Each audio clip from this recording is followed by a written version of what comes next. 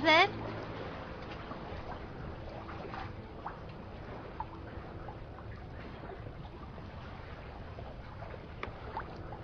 چی بووە؟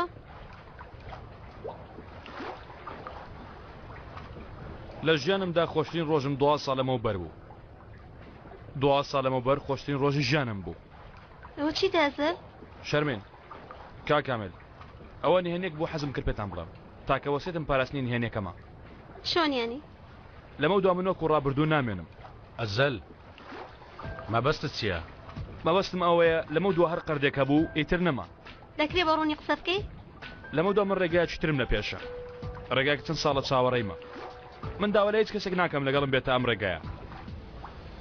هەر کەسێکتان بێ ژیانی خۆی دەخاتە مەترسیەوە.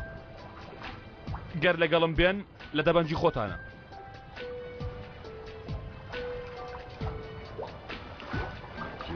گەردەنم ئازاکەن.